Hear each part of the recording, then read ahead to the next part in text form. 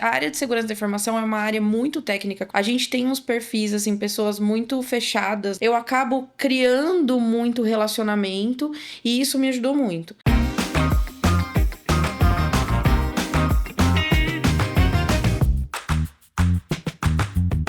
Olá pessoal, como vão? Tudo bem?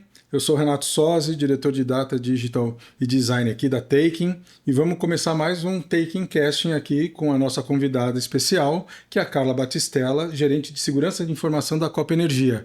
Como vai, Carla? Seja muito bem-vinda ao nosso podcast, e a gente está aqui para te conhecer, falar um pouco de segurança, falar um pouco de tecnologia, de cultura, e eu queria que você se apresentasse aqui para os nossos espectadores. Boa tarde, muito obrigada pelo convite. Primeiramente, estou muito feliz de estar aqui, de participar, de conversar um pouquinho sobre segurança. Acho muito importante esse tema, né, para trazer para todo mundo conhecer um pouquinho sobre como a gente está trazendo segurança da informação para a companhia e para a indústria como um todo, né? Então vamos começar o nosso bate-papo. Eu acho que uma coisa que todo mundo gosta de saber, né, é como que é a carreira de quem chega a você. Acho que você, quando vai escolher uma carreira, você não fala assim, eu vou ser uma pessoa da segurança da informação, né?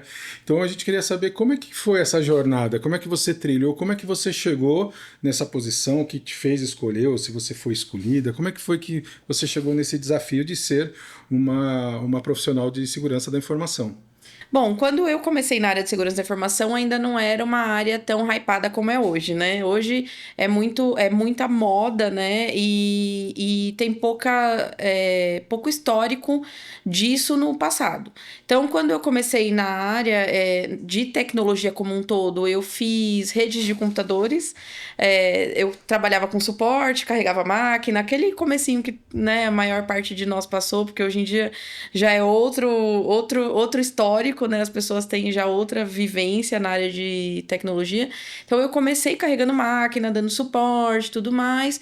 E aí eu comecei com a faculdade de redes, gostei muito e fiz CCNA da Cisco, eu ia indo para a área técnica, né? Mas eu sou uma pessoa que gosta muito de processo, de documentação, de organização.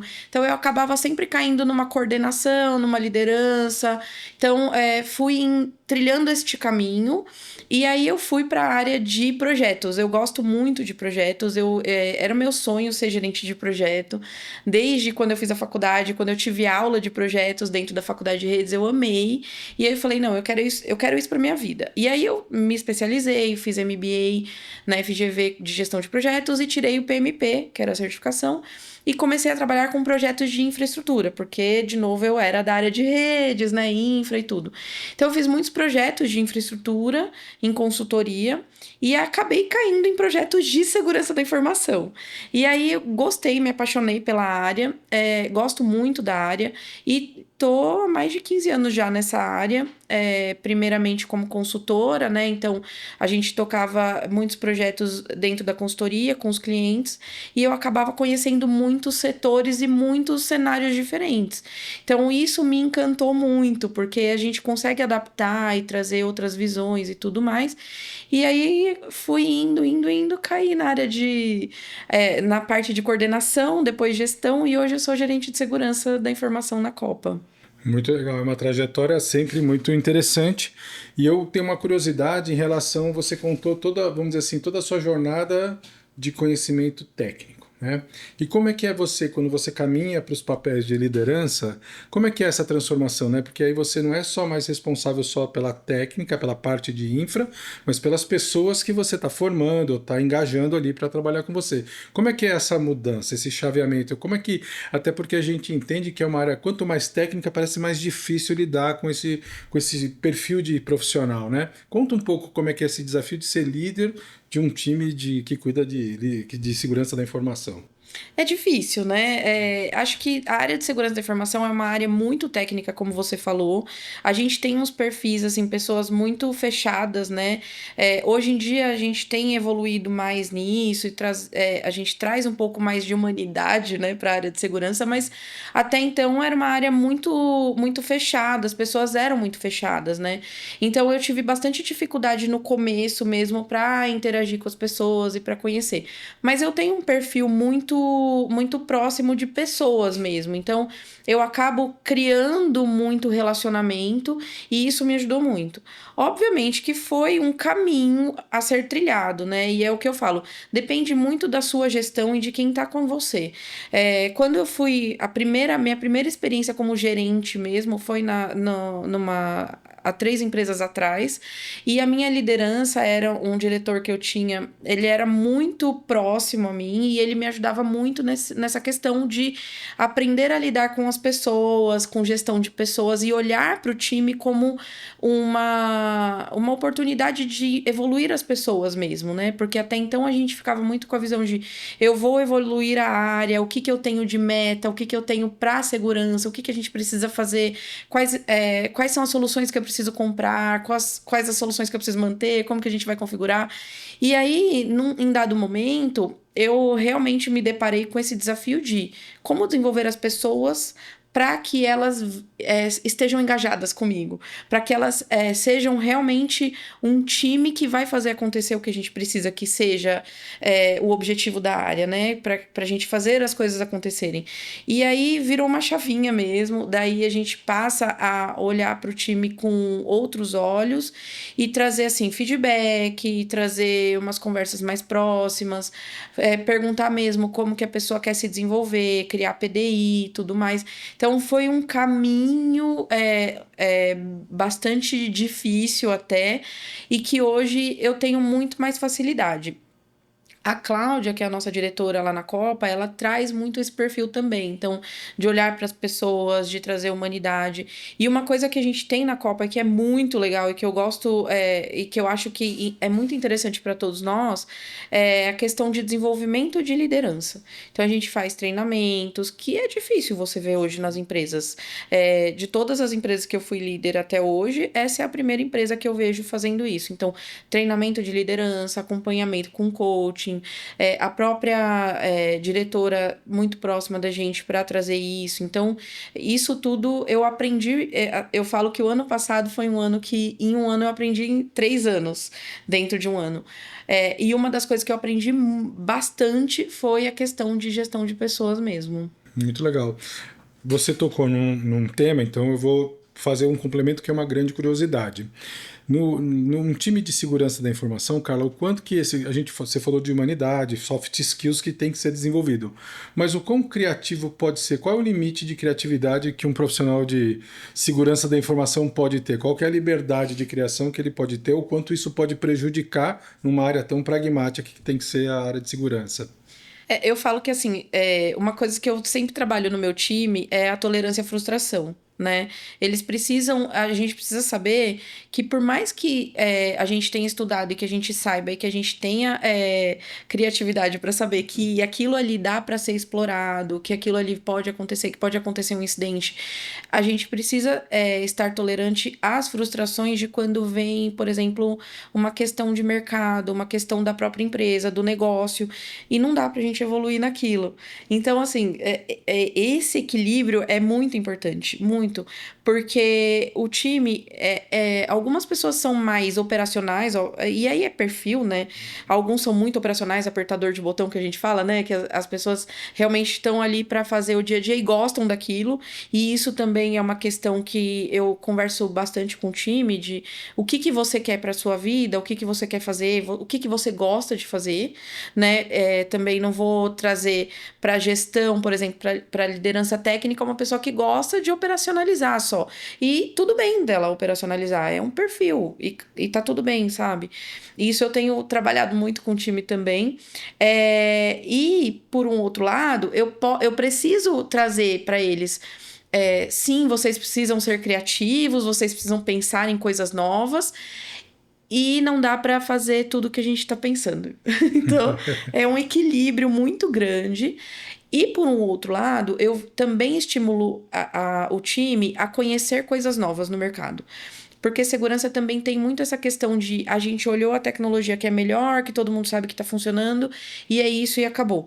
E às vezes a gente para no tempo e a gente vê os outros times de tecnologia indo e evoluindo e trazendo uma maturidade. Um ponto muito importante nesse aspecto é, por exemplo, a IA.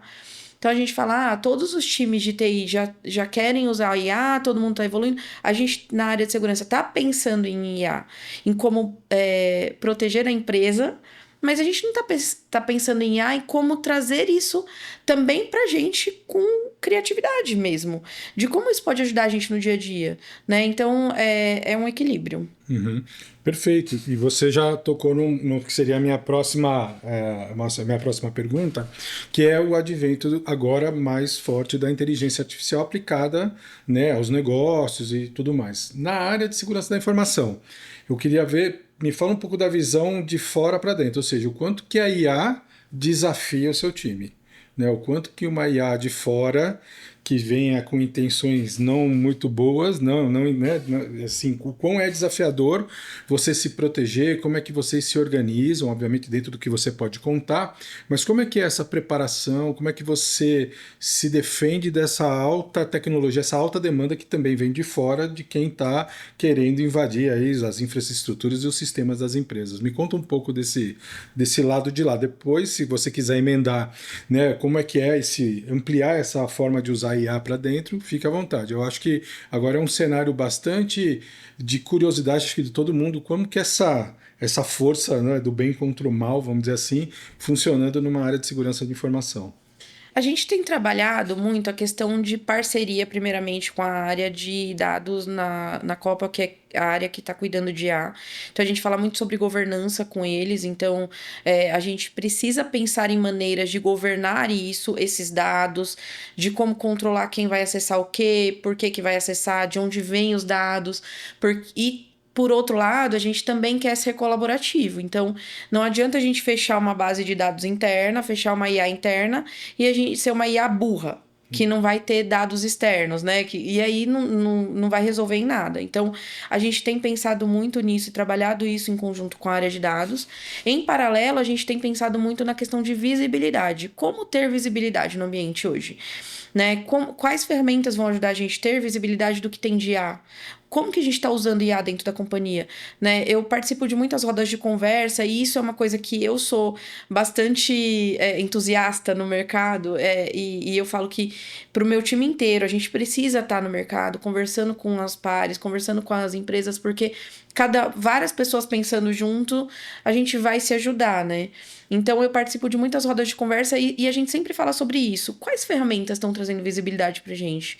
Quanto que a gente sabe de IA que está sendo usado dentro da nossa área? A gente não, da nossa empresa, né? Como que a gente sabe se tem Shadow IA? Que hoje é o tema da vez, né? Shadow IA. Por que é o tema da vez? Porque a gente foi atropelado. E por mais que a gente diga, a gente vem falando de IA há 3 anos, a gente foi atropelado, mesmo assim. A gente não tava. As empresas não. Eu vejo, assim, pelo menos das que eu converso e dos pares, as empresas não estavam preparadas. Por mais que se falasse, a gente ainda não tem tecnologia o suficiente para enxergar isso, a gente ainda está trabalhando, ainda tem muita coisa no comecinho, sabe? O DLP, que é Prevenção de Vazamento de Dados, ainda está engatinhando muito. Então, a gente tem muita coisa para evoluir. Em paralelo, a gente também traz um olhar de governança, como eu falei, né? Dentro de casa também. Então, dentro da área de SI. Então, como que a gente vai trazer esses dados e vai governar, usar a IA para ajudar a gente a governar esses dados? Tá, porque são coisas, por exemplo, a gente tem CIEM, né, que é o centralizador de logs. A gente tem uma chuva de informação ali. Como que a IA consegue ajudar a gente a trabalhar essas informações e criar casos de uso que eu possa pingar ali só o que é realmente importante pra gente, né? Então, a gente vem trabalhando isso também e trazendo a IA a nosso favor, né? Então, como que eu posso pensar no que eu tenho dentro do meu ambiente para proteger o ambiente, né? E a IA realmente ela vai ajudar a gente nisso, porque somos humanos, a gente é muito mais limitado que a IA, né? Infelizmente ou felizmente, a IA tá à nossa frente nessa questão de rapidez de processamento mesmo. Então, pega um monte de informação, gospe uma coisa ali e traz uma informação que pra gente pode ser útil, né? Então, são vários vieses que a gente tá tentando trabalhar em paralelo, mas, de novo, é limitado, né? orçamento é limitado, tecnologia é limitada, pessoas são limitadas. Então, a gente busca ali trazer o que é prioridade e trabalhar isso. Excelente, Carla. Você tocou em pontos bem interessantes e até uma coisa que eu ia te perguntar, que eu vou agora complementar a pergunta, é justamente sobre a cultura dos dados, né? Porque você comentou, a gente tem os dados lá. A IA e a aplicabilidade da IA exige que esses dados estejam bem saneados, bem organizados, né? E às vezes o fato de ainda não ter tido uma provocação de necessidade de organizar justamente era a ausência de um motor que processasse isso tudo muito rápido para você colher o benefício, né?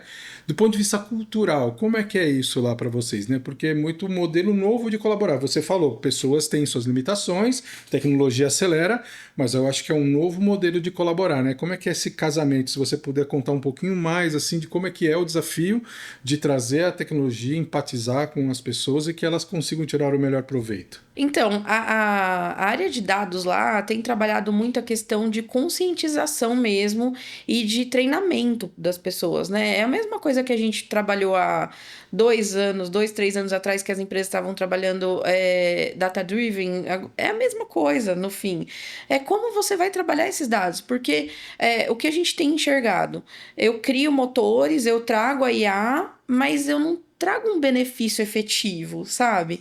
É ter IA por ter IA, né? Como eu assisti há 2 anos atrás, quando surgiu a questão da IA, muitas empresas com meta de uso de IA, né? Por quê? Só para ter. Então, hoje a gente tem trabalhado muito a inteligência disso. Por que que eu quero? Qual o objetivo? Qual que é o ganho da empresa? Porque tem um investimento por outro lado, né? Então, o que que eu vou trazer para o negócio de benefício e o que que eu vou trazer de benefício para as áreas e qual é o ROI disso, né? Uhum, perfeito. Para depois a gente conseguir implementar isso. Então, eu vejo muito a área trabalhar isso. E por outro lado, assim, implementa, a área pede, né? Tem área de negócio que pede, e eu acho que isso acontece com todas as casas, em todos os lugares. A área de negócio pede, a gente executa, e depois eles nem para testar, eles demoram e tudo. Então a gente tem muito esse trabalho de estar mais próximo da área de negócio, de trazer a área de negócio para a tecnologia e de levar a tecnologia para a área de negócio, né? Então é um trabalho bem difícil. E eu, trabalhando com a área de segurança da informação, o que eu busco trazer para o meu time é muito assim, vamos ser mais colaborativos. Então, por mais que a gente queira realmente governar os dados e pensar como que a gente vai controlar isso, porque eu não posso também trazer dados de RH para todo mundo, eu não posso trazer dados de negócio para todo mundo, dados comerciais e tudo mais. Apesar disso, eu também quero trazer dados importantes para quem precisa ter os dados. Então, a gente não pode também ser a gente precisa ser facilitador, sabe? A gente não pode ser um bloco nesse caminho. Então, é um equilíbrio novamente, né? E a gente vive de equilíbrios, na verdade, né? De empatia, né, e de equilíbrio. O Carla, e uma coisa que também você comentou um pouco antes, que agora quero juntar, é o seguinte, você comentou assim do que é disponível provavelmente no Brasil, né? Você quando faz um benchmark para fora, você entende que outras localidades estão mais preparadas para lidar com o uso de tecnologia, IA, para SI? Porque assim, você comentou, a gente tem algumas, né? Deu para Brasil, aparentemente tem algumas limitações, não tem todo o conhecimento disponível, tal.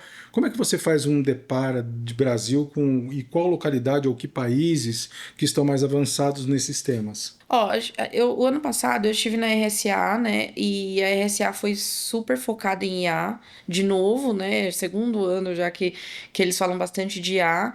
E eu estive também no evento da Falcon, que é da CrowdStrike, e também falou-se muito de IA.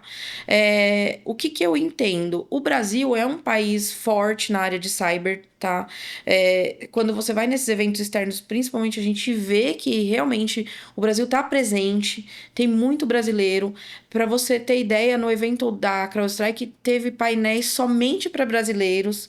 Então, dentro de Vegas, dentro de sabe, de um evento super enorme, tinha painéis somente de brasileiros. Isso significa que a gente tem a nossa relevância, tem bastante relevância. Então a gente está dentro do cenário, a gente acaba trazendo isso. A diferença é investimento, né? Eu acho que, principalmente nos Estados Unidos, a gente vê a evolução andando a 1.000 por hora, né? Então, a gente vê casos, inclusive de IA hoje lá, que já é um assistente pessoal mesmo, assim, liga, faz ligação, faz cotação. A gente, eu vejo cases, assim, que a gente fica até surpreendido. Dá até um pouquinho de medo. A gente que é de tecnologia sabe o quanto pode chegar, né? Aonde pode chegar. Então, eu vejo a evolução acompanhando realmente a parte de dinheiro mesmo, de investimento. No Brasil, a gente ainda tem muito a questão. A questão de investimento, porém, assim, as empresas brasileiras já investem mais, né? A gente já tem uma parte, a visão de segurança da informação bastante evoluída, principalmente quando a gente fala nos setores de financeiro e tudo mais, a gente já tem uma boa evolução, bastante investimento. As empresas já têm mais visão de que realmente é necessário fazer segurança. Antigamente, né, bom, há 10 anos atrás, a gente não tinha tanto investimento em segurança, muitas empresas não tinham nem a área de segurança. Então, hoje eu vi já essa evolução e eu estou participando disso, né? Porque há 15 anos eu estava na consultoria e eu via que muitas empresas, a área de segurança era a consultoria. Hoje não, a gente já tem investimento maior. Porém, a gente não investe ainda muito pesado em tecnologias tão avançadas. Até porque quando você olha o Depara, quando você faz o comparativo de ganho, perdas e ganhos, né? Realmente não justifica tanto investimento ainda, sabe? Em alguns momentos, e dependendo do setor, e tem vários fatores pra gente colocar. Mas eu acho que é questão de investimento mesmo. Porém, como eu falei, a gente tá realmente dentro da onda, assim. Por exemplo, o CrowdStrike traz uma visão de IA já bastante evoluída, e aqui no Brasil também tem. Então, a gente tem a gente tá páreo no que dá pra gente chegar, né? Eu acho que nos Estados Unidos eles têm uma evolução maior por questão de ter investimento maior. Perfeito. Uma coisa que é uma curiosidade, quando a gente fala de utilização de IA, a gente fala muito de predição e prevenção também. Tem setores que é mais fácil usar, que não é tão ruim você ser preditivo, tem outros que é perigoso ser preditivo, né? Então a gente tem estudado os vários segmentos de negócio. Lá no negócio da Copa, é uma vantagem, é um caminho que vocês olham, vocês terem análises preditivas, vocês perceberem propensões, é uma forma de aplicar a inteligência artificial por lá? Então, a Copa tem um histórico grande, né, de ser uma empresa de dono e uma estatal, né, que foi comprada. A Copa Gás era uma empresa de dono que comprou a Liquigás, que era uma estatal. Veio da Petrobras e tudo. Então, a parte de tecnologia, ainda a gente sentiu, ainda estava muito defasada. Hoje não, acho que a gente já tem evoluído. Quando virou Copa Gás, desculpa, quando vira Copa Energia, a gente já faz um investimento maior em tecnologia, até a vinda da Cláudia como uma diretora de TI, porque até então a gente não tinha uma diretoria de tecnologia, então traz mais visão para isso, e a Cláudia cria uma área de inovação, de digital, inovação e digital. Então, traz essa visão de investir em digitalização. Então, obviamente que controles preditivos agora são essenciais pra gente. Até pra gente medir o antes e depois, né? Então, hoje a gente olha muito mais KPIs e tudo mais, coisas que a gente não via antes. Então, sim. Por outro lado, a gente ainda tem toda uma jornada de digitalização acontecer para que o negócio esteja junto com a gente nessa parte nessa parte mais preditiva. Mas a gente tem exemplos claros assim de investimento mesmo e até de economia, de saving, de pequenos controles preditivos que a gente já implementou com a IA e com o time de dados ali, e nem tô falando de IA, tá? Tô falando de controles preditivos de dados mesmo, de lake e tudo mais, que já trouxeram savings super significativos para a empresa, sabe? Então isso realmente tem acontecido lá na Copa e deve evoluir para esse ano. Muito bom. E é legal porque quando você começa a contar esse tipo de jornada, e olhando aqui um pouco para a sua história, eu fico me perguntando assim, qual que é hoje o engajamento de mulheres? Como é que é essa formação de uma carreira tão, de novo, pragmática? Porque em digital você tem áreas super legais, né? Você tem área de marketing digital, você tem toda a parte de customer experience, né? Tudo permeia todas as jornadas, mas tem áreas que você tem, às vezes, um engajamento maior de mulheres, né? Que são áreas que são mais criativas e tudo mais. A gente até falou um pouco de criatividade na área de SI, mas assim, como é que você vê? Você vê muita menina se interessando por faculdade específica ou por temas de cyber? Como é que você vê esse movimento ali na formação de mulheres para esse tema dentro de tecnologia? Acho que ainda falta muito, tá? Cyber é uma área muito masculina ainda. Eu tenho bastante dificuldade, inclusive, de encontrar pares no mercado de mulheres, assim, são uma ou outra, e a gente até forma grupos, faz amizade, assim, pessoal mesmo, porque são poucas, somos poucas ainda, né? A gente até fala, é difícil a gente ganhar um prêmio, por exemplo, porque é um monte, são muitos homens que votam entre eles, que são amigos e tudo mais. Então, existe uma barreira que a gente que a gente que a gente está enfrentando. Acho que hoje já menos, né? Hoje a gente já conseguiu ter uma entrada maior. Então, hoje eu participo mais dos eventos, eu tenho mais amigos dentro do mercado, eu tenho mais parcerias com homens dentro do mercado do que quando eu cheguei. Então, há 4 anos, quando eu entro na liderança, há 5 anos, quando eu entro na liderança de cyber, os eventos, quando eu ia nos eventos, eu ficava quase sozinha ali, porque eu ficava pensando, meu Deus, né? Eu não tenho um amigo aqui, um monte de homem que se conheciam e tudo mais. Então, foi bem difícil essa entrada. Hoje não, hoje eu já chego, conheço todo mundo, tem muitas meninas também, trago elas junto, a gente vai, todas vamos juntas, sabe? Mas eu ainda acho que falta muito.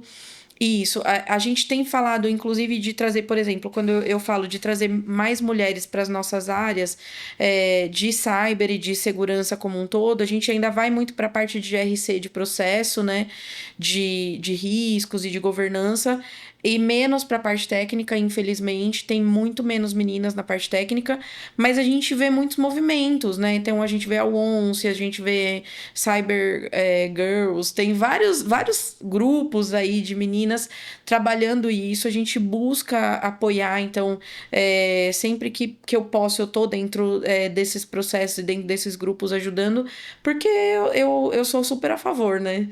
Tem menina no seu time? Tem? Você conseguiu Tem, trazer as tem. meninas? É quase meio a meio. Ainda não cheguei no meio a meio, mas eu já dei uma evoluída na quantidade de meninas. É, muito bom. Pessoal, a gente está aqui caminhando para o final do nosso bate-papo e eu queria que você, Carla, desse uma visão desse futuro geral, tanto do ponto de vista de empresa, né, de negócios digitais, conectados ou não com SI, mas de tecnologia em geral, carreira. Qual é o insight? O que você gostaria de deixar de mensagem para quem está nos ouvindo? Como que você percebe esse futuro, né? Como é que a gente está progredindo nessa jornada de tecnologia? Assim, ó, eu acho que tecnologia é o futuro, né? Não, claramente a gente tem esse advento da AI, da AI, né? Cada vez maior. Isso vai evoluir muito. Às vezes até assustador, como eu falei, né? Então, o quanto a IA já consegue fazer coisas que a gente nem imaginava há pouquíssimo tempo atrás. Então, acho que a gente precisa, pensando em carreira, a gente precisa evoluir em treinamento, em estudar bastante, em conhecer mesmo o que tá acontecendo pra gente não ficar para trás. Eu não acho que a gente vai ser substituído pela IA, eu sempre falo isso pro meu time. A gente tem que trazer esses soft skills do humano, são soft skills que não vai dar pra gente transferir para nenhum computador, para nenhuma inteligência artificial. É nosso, então. Hoje a gente precisa trabalhar muito essa questão de empatia, muito essa questão de olhar para o negócio e entender e sentir o que é melhor ali naquele momento e o que não é. Então, a gente precisa só se especializar bastante e tá sempre atualizado. Então, a minha dica, e aí o que eu falo para todo mundo, né? Até outro dia eu tenho uma história legal, porque eu abasteço todo dia no mesmo posto de gasolina ali em Guarulhos, né? Eu moro em Guarulhos. E aí, a menina que vem abastecer, ela vira e mexe, ela bate um papo comigo, tal. Até quando eu tava indo viajar, ela falou, você vai viajar, tal. Eu falei, vou pra Vegas. Aí quando eu voltei, ela falou, voltou de Vegas e tal.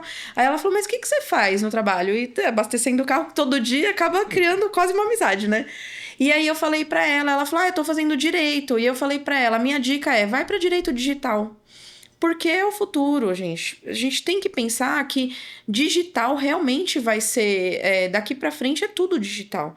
Então, vai para direito digital, pensem em digital, estudem digital e se especializem para que a gente consiga ajudar as empresas a evoluir isso. Não, excelente. A gente sempre tenta colocar o digital como uma premissa para todo mundo estudar, se interessar, porque de fato cada vez mais são digitais. E você falou bem, eu acho que o que funciona bem é a parceria do humano com o digital. Essa é a grande parceria, nada substituir ninguém, mas dá uma força grande trabalhar junto. Carla, eu só tenho a agradecer a sua presença aqui com a gente. A gente sabe o quão difíceis são as agendas, os compromissos, ainda mais numa área como a sua, tão crítica. Mas eu só tenho a agradecer por você ter vindo até a Taken, fazer esse bate-papo com a gente. E muito obrigado e até a próxima oportunidade. Eu que agradeço o convite e obrigada. Imagina, obrigado você. Pessoal, até a próxima.